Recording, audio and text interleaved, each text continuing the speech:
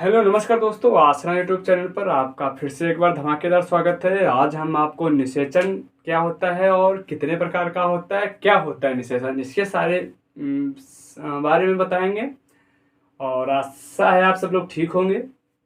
तो आपको सबसे पहले हम बता दें निषेचन, ये निषेचन क्या होता है। जैसे जिसको बोला जाता है फर्टिलाइजेशन, आप सभी को मालूम होगा। निषेचन अगर ना हो पृथ्वी पर तो निषेचन के बिना पृथ्वी पर कुछ संभव नहीं है। ये पृथ्वी पर अगर कुछ है तो निषेचन ही है। अगर आपको हम बता दें कि अगर निषेचन होना बंद हो जाए तो जो पृथ्वी पर जीव होते हैं उनकी संख्या में कमी आ जाएगी। तो निषेचन ही एक ये है, कह सकते हैं, जिसके द्वारा ये हमारा जो समुदाय है उनकी संख्या में लगातार बढ़ोतरी होती रहती है। ठीक है। तो जब बात की जाती है निषेचन की, तो निषेचन का मतलब ये होता है जब नर युग्मक और मादा युग्मक, या ये कह सकते हैं जब अंडाणु और शुक्राणु आपस में मिलते हैं तो इसी को निषेचन बोला जाता है। जब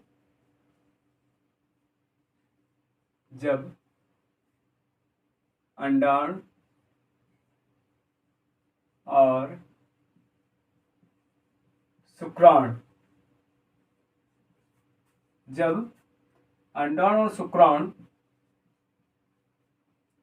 आपस में मिलते हैं या संलयित होते हैं, आपस में मिलते हैं, इसी को संलयित होना बोलते हैं।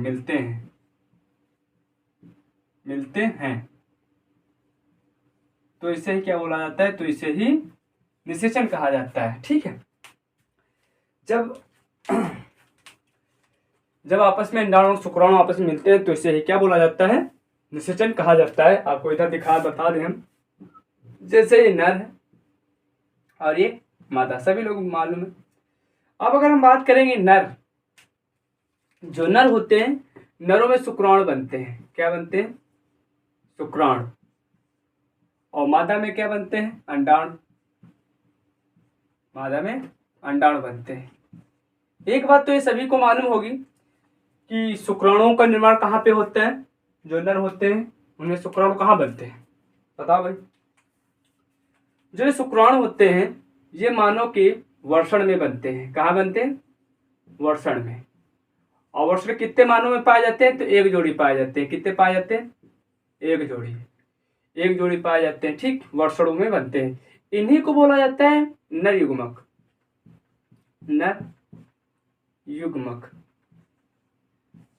Sperm GMAT. मादा युग्मक की बात की जाए या अंडाणु की बात की जाए कि भैया इसको क्या कहा जाता है, तो इसको बोला जाता है मादा युग्मक।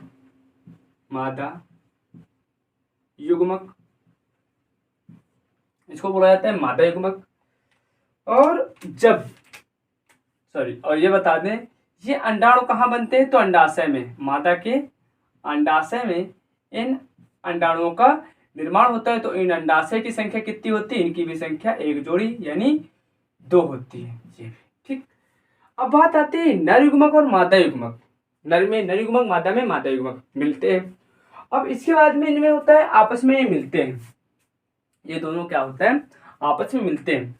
तो जब ये ऐसे और ये आपस में ऐसे यहाँ पे मिलेंगे, मतलब ये और ये दोनों जब आपस में मिलते हैं तो एक पॉइंट यहाँ पे होता है ऐसे। जिस पॉइंट पे मिलते हैं इसी को बोला जाता है निषेचन। समझ में आया कि जब नर युग्मक और मादा युग्मक, मतलब नर से नर युग्मक या शुक्राणु, मादा से मादा युग्मक या अंडाणु आपस में मिलते हैं तो जिसको बोला जाता है निषेचन। समझ में आया? तो इसको हम बोलते हैं निषेचन। क्वेश्चन पूछता है कि शुक्राणुओं का निर्माण मनुष्य में कहाँ पे होता है, मानव में कहाँ पे होता है, तो वर्षण में होता है। ठीक है। पूछा जाता है अंडाणु का निर्माण कहाँ होता है, तो अंडाशय में होता है। ये कितने पाए जाते हैं? तो एक जोड़ी पाए जाते हैं। कई प्रकार से यहाँ पे इसकी परिभाषा बनती है और अलग अलग लोग लिखवाते भी हैं कि जब मादा और पुरुष या नर आपस में संलयित होते तो इसको निषेचन बोला जाता है। जब नर और मादा आपस में संलयित होते हैं या अंडाणु और शुक्राणु आपस में मिलते हैं तो इसको निषेचन बोला जाता है। और आप देख भी पा रहे होंगे कि जब नर और मादा आपस में अंडाणु मिले या शुक्राणु मिले और नर युग्मक मिले या अंडाणु मिले तो एक ही बात होती, तो इसे ही क्या बोला जाता है? निषेचन। अब बात आती है जो निषेचन होता है मुख्यतः दो प्रकार का होता है। ये निषेचन है, अभी हम आगे बात नहीं करेंगे। ये जो निषेचन है इसके प्रकार की हम बात करेंगे। ये निषेचन के प्रकार, निषेचन के प्रकार। तो निषेचन मुख्यतः दो प्रकार का पाया जाता है जीवों में।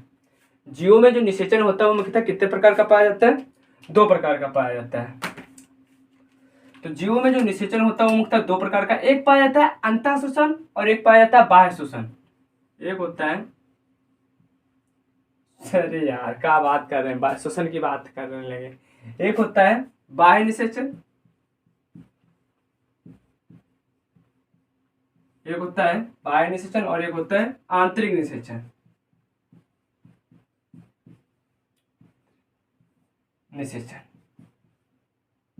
ठीक, अब ये क्या होता है बाह्य निषेचन, आंतरिक निषेचन? देखो सामान्यतः जो होता है शुक्राणु हो या अंडाणु हो, ये सब बॉडी के अंदर मिलते हैं, मतलब शुक्राणु और अंडाणु बॉडी के अंदर मिलते हैं, शरीर के अंदर मिलते हैं। ये शुक्राणु और अंडाणु ये कहाँ मिलते हैं? शरीर के अंदर। कभी कभी क्या होता है शुक्राणु और अंडाणु बाहर मिल जाते हैं, मतलब ये नरयुग्मक और ये मादा युग्मक, मतलब ये शुक्राणु और अंडाणु हमेशा मिलते कहाँ हैं? अधिकांश कहाँ मिलते हैं? शरीर के अंदर। शरीर के अंदर जब ये दोनों मिलेंगे तो ये निषेचन क्रिया होगी। अर्थात ये कह सकते हैं जब नरयुग्मक और मादा युग्मक शरीर के अंदर मिलते हैं, सॉरी बाहर मिलते हैं, तो इसको हम क्या बोलेंगे? बाह्य निषेचन। जब नरयुग्मक और मादा युग्मक शरीर के अंदर मिलते हैं तो इसको क्या हम बोलेंगे? अंतः निषेचन। या ये कह सकते हैं जब निषेचन की क्रिया, जब निषेचन की क्रिया, जब निषेचन की क्रिया शरीर के बाहर हो, तो उस निषेचन को क्या बोलेंगे? तो उस निषेचन को बाह्य निषेचन कहते हैं। तो उस निषेचन को क्या कहेंगे? बाह्य निषेचन। जैसे एग्जाम्पल में हम बताएं आपको, आप लोगों ने पढ़ा होगा मछली, पढ़ा? मेढक, तारा मछली जो स्टार जैसी होती है, ये सवाल भी होते हैं। ठीक, अब ये क्या होते हैं? तो आप यहाँ पे देख पा रहे हो मछली का आप क्या बनाएंगे? मछली मेढक क्या बनाएंगे? नर मादा में ऐसे डिपेंड क्या कर पाएंगे? मछली का नर बताइए और मादा बताइए। तो इनके पीछे क्या हम लगा देते हैं? जैसे नर मछली आगे लगाएंगे, पीछे नर मछली और मादा मछली। इसमें निषेचन कैसे होता है हम आपको बता रहे हैं। ये जो नर मछली होती है ये क्या बनाएगी? शुक्राणु बनाएगी। ये क्या बनाएगी? शुक्राणु बनाएगी। ये क्या बनाएगा? अंडाणु बनाएगी। मादा मछली क्या बनाएगी? अंडाणु। या इन्हीं को क्या बोला जाएगा? मादा युग्मक। इन्हीं को बोला जाएगा मादा युग्मक और इनको क्या बोला जाएगा? नर युग्मक। अब देखो क्या होगा, ये शुक्राणु और ये अंडाणु, नर मछली क्या करती है? अपने जो शुक्राणु होती है वो बहते हुए पानी में अपने शुक्राणु ये छोड़ देती है ऐसे। और ये मादा मछली भी क्या करती है? ऐसे बहते हुए पानी में अपने अंडाणु को ऐसे छोड़ देती है। ये क्या है? ये अंडाणु, ये है अंडाणु और ये क्या है आपके? शुक्राणु। तो जितने अंडाणुओं से ये शुक्राणु टच होंगे, जितने शुक्राणुओं से ये अंडाणु टच होंगे उनमें निषेचन होता। अब सोचो कितनी तेजी के साथ बहते हुए पानी में मादा मछली अंडाणु रिलीज करेगी और शुक्राणु नर मछली रिलीज करेगी और उसी समय वो मिलेंगे और मिलने के बाद तुरंत निषेचन होगा। कितनी तेजी के साथ? तो जितने अंडाणुओं में शुक्राणु मिलता है, जितने शुक्राणुओं में अंडाणु मिलता है उनमें निषेचन हो जाता है और जिनमें नहीं मिल पाता वो नष्ट हो जाते हैं, पानी में बह जाते हैं। तो इस प्रकार से इनमें निषेचन होता है, बाह्य निषेचन। पानी तो बाहर होता है। अब बात करेंगे अंतः निषेचन क्या होता है। तो ये कह सकते हैं जब निषेचन की क्रिया शरीर के अंदर हो रही हो। कहाँ हो रही हो? जब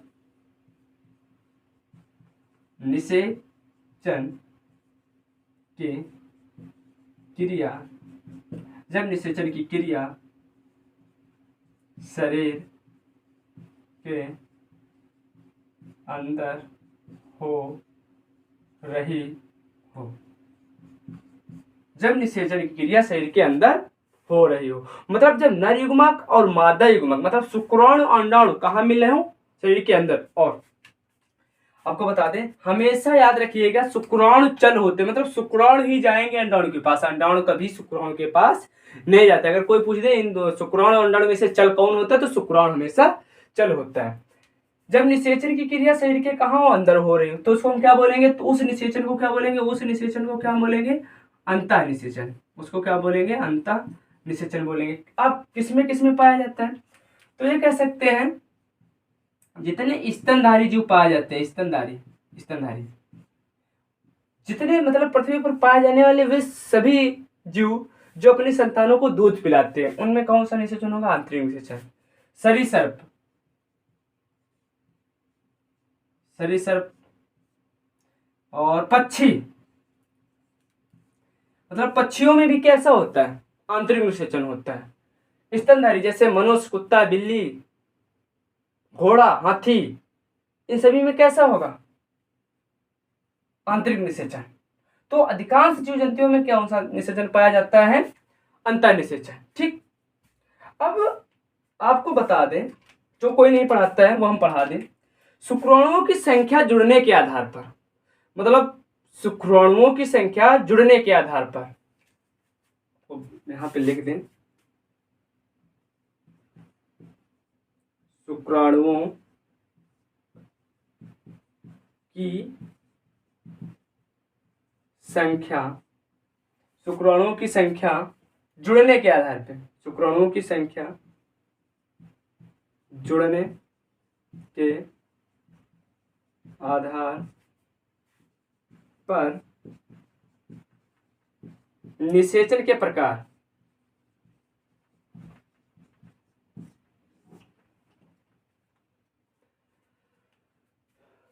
शुक्राणुओं की संख्या जुड़ने के आधार पर निषेचन के प्रकार। तो ये भी भैया दो प्रकार के होते हैं, ये भी दो प्रकार के होते हैं। कौन कौन से होते हैं? एक होता है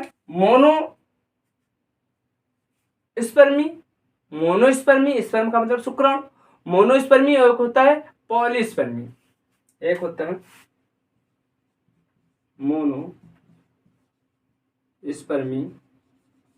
जिसको हिंदी में बोला जाता है एक शुक्राणुता, एक शुक्राणुता। एक जो दूसरा होता है वो होता है पॉलीस्पर्मी,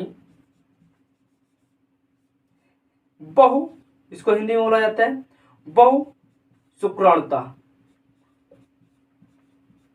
ये होता है। अब इसमें देखो क्या है इन दोनों में,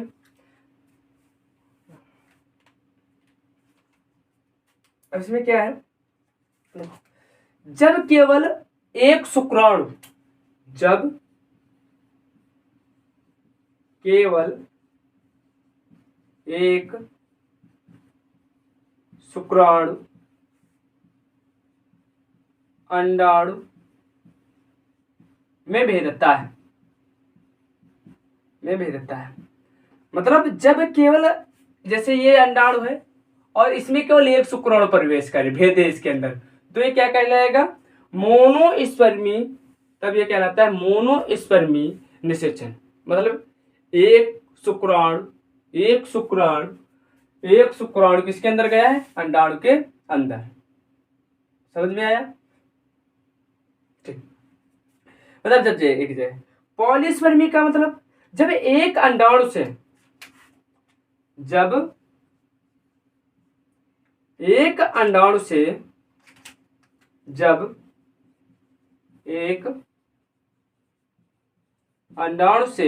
एक से अधिक शुक्राणु शुक्राणु भेदते हैं। जब समझ में आया, जैसे एक ये अंडाणु है और इसके अंदर इधर से शुक्राणु, इधर से शुक्राणु, इधर से, तो इसको बोला जाता है पॉलीस्पर्मी। समझ में आया, पॉलीस्पर्मी बोला जाता है। अब हम कुछ क्वेश्चन आपसे पूछें, जैसे निषेचन के बाद क्या होता है। यहाँ पे बात करें हम कि निषेचन हो गया, अब निषेचन के बाद क्या होता है। क्वेश्चन ये बन जाएगा कभी कभी कि निषेचन जब हो जाता है तो उसके बाद क्या होता है। तो निषेचन के बाद में यहाँ पे जाइगोट का निर्माण होता है। काहे का निर्माण होता है? जाइगोट, जिसको हिंदी में बोला जाता है युग्मनज। हिंदी में बोला जाता है युग्मनज। और इसी से बनता है भ्रूण। इससे क्या बनता है? भ्रूण। इसी से बनता है भ्रूण, भ्रूण से ही शिशु। आशा समझ में आया होगा। फिर से एक बार, निषेचन क्या होता है? जब नर युग्मक और मादा युग्मक आपस में संलयित होते हैं तो इसको निषेचन बोला जाता है। दूसरा निषेचन मुख्यतः कितने प्रकार का होता है? एक बाह्य निषेचन होता है, एक अंतः निषेचन। तो दो प्रकार का। बाह्य निषेचन क्या होता है? जब निषेचन की क्रिया शरीर के बाहर हो रही हो तो उसको हम बाह्य निषेचन। अंतः निषेचन जब निषेचन की क्रिया कहाँ हो रही हो? शरीर के अंदर। तीसरी पॉइंट, किस शुक्राणु की संख्या के आधार पर निषेचन के प्रकार। तो मोनोस्पर्मी मतलब एक गुणसूत्रता, बहुगुणसूत्र पॉलीस्पर्मी। तो जब एक गुणसूत्र या एक शुक्राणु किसमें भेदता हो? अंडाणु में। और जब एक अंडाणु से एक से अधिक शुक्राणु उससे भेदते हैं तो उसको पॉली। ऐसा समझ में आया होगा।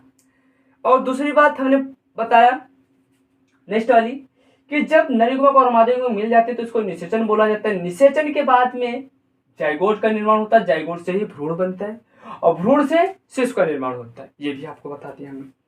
ठीक, मानव क्वेश्चन ये बनता है कि मानव निषेचन कहाँ होता है? मानव में निषेचन कहाँ होता है? मानव में निषेचन कहाँ होता है? आप लोगों को याद होगा, हमने एक बार चित्र बनाया था, मैं जब ह्यूमन रिप्रोडक्शन पढ़ाया था, मानव जन्म। तो अंडवाहिनी एक फ्लोपियन ट्यूब, तो याद रखिएगा फ्लोपियन ट्यूब में होता है। समझ में आया होगा। इतना हमने जो बोल दिया, आप लोग अगर लिखते चलेंगे तो निषेचन से यहाँ से कोई क्वेश्चन नहीं जाएंगे। ऐसे ही पादपों में भी होता है ये निषेचन, वहां भी कुछ थोड़ा ना होता है।